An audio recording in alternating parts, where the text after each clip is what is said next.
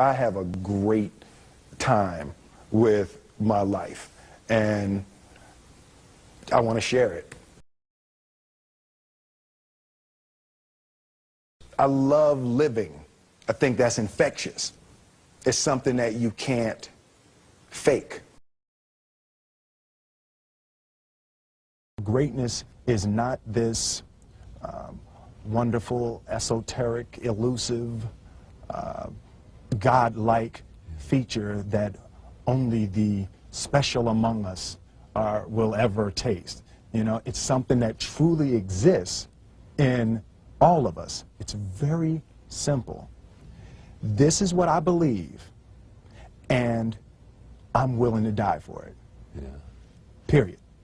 It's that simple. I know who I am, and I know what I believe. I know who I am, I know what I believe. That's all I need to know. And that's all I need to know. So from there, you do what you need to do. Yeah. You know, and I think what happens is we make the situation more complex than it has to be. Because we're looking for complexity. There's got to be something complex to understand. It can't be that easy. No.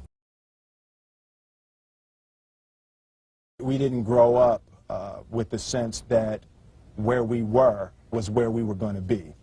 You know, we grew up with the sense that where we were almost didn't matter because we were becoming right. Something greater.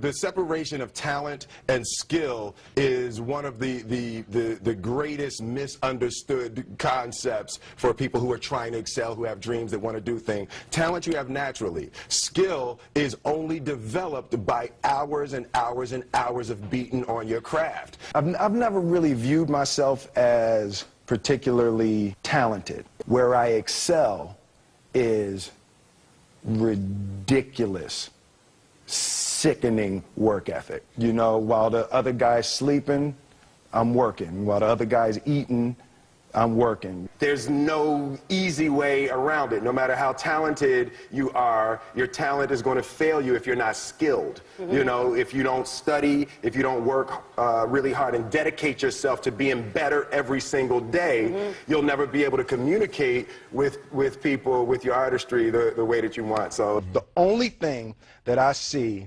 that is distinctly different about me is I'm not afraid to die on a treadmill. You might have more talent than me, you might be smarter than me, but if we get on the treadmill together, right, there's two things. You're getting off first, or I'm going to die. It's really that simple. One summer, his dad tore down a brick wall on the front of his business and told 12-year-old Will and his 9-year-old brother to rebuild it, a job they said was impossible. It took them a year and a half, but they did it. And he said, now don't you ever tell me it's something that you can't do. You don't try to build a wall. You don't set out to build a wall. You don't say, I'm going to build the biggest, baddest, greatest wall that's ever been built. You don't start there. You say, I'm going to lay this brick as perfectly as a brick can be laid. And you do that every single day. And soon you have a wall. And soon you have a wall. you know, it's an idea that my grandmother always had, that you know, if you're going to be here, then there's a necessity to make a difference. She always instilled the responsibility, the spiritual responsibility that you have to make every group you come in contact with better. I want to do good. Yeah. I want the world to be better because I was here. I want my life, I want my work, my family, I want it to mean something. And it's like, it has, if you are not making someone else's life better, then you're wasting your time. You know, like your life will become better by making other lives better. I want to represent an idea. I want to represent possibilities. I want to represent the idea that you really can make what you want. One of my favorite books is The Alchemist, Paulo Coelho. And that's just, I just believe that. I believe that I can create whatever I want to create. The first step before anybody else in the world believes it is you have to believe it. There's no reason to have a plan B because it distracts from plan A. I think that there's a certain delusional quality that all successful people have to have.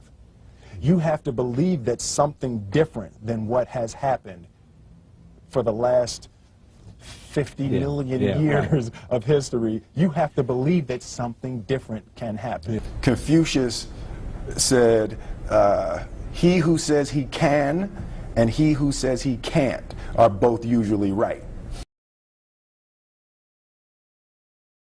Being realistic is the most commonly traveled road to mediocrity. Why would you be realistic? What's the point of being realistic? Just put up a barrier. Yeah, I'm going to do it. It's done. It's already done. The second I decide it's done, it's already done. It's right. Now we just got to wait for y'all to see. It's unrealistic to walk in a room and flip a switch and lights come on. That's unrealistic. Fortunately, Edison didn't think so. It's unrealistic to think you're going to bend a piece of metal and fly people over an ocean in that metal. That's unrealistic.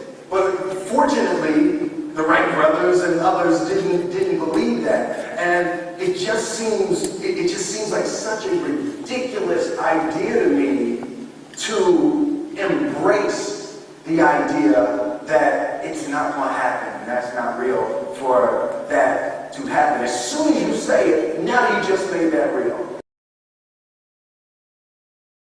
Our thoughts, our feelings, our dreams, our ideas are physical in the universe.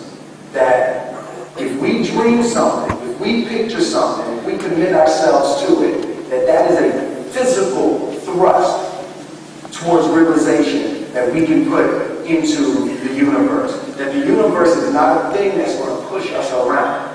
That the world and people and situations are not something that are going to push us around. That we are going to bend the universe and command and demand that the universe become what we want it to be. I study the patterns of the universe. There's a redemptive power that making a choice has, you know, rather than feeling like you're at effect to all the things that are happening.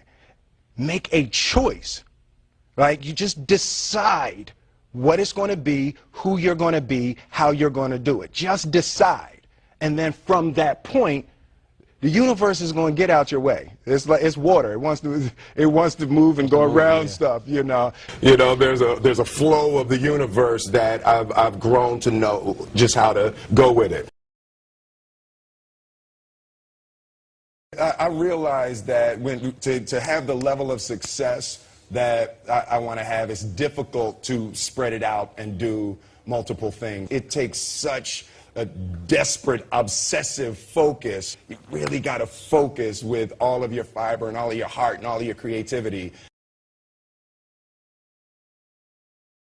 I'm motivated by fear. Fear. You know? Fear of what? Fear of fear. I hate being scared to do something. And I think what developed in my early days was the attitude that I started attacking things that I was scared of. It was Franklin Roosevelt said the only fear you have to fear is fear itself. Absolutely. Remember that? Absolutely. Yeah. You can't be scared to die for the truth. The truth is the only thing that's ever going to be constant. Don't ever let somebody tell you you can't do something. Not even me. All right? You got a dream, you got to protect it. People can't do something themselves. They want to tell you you can't do it.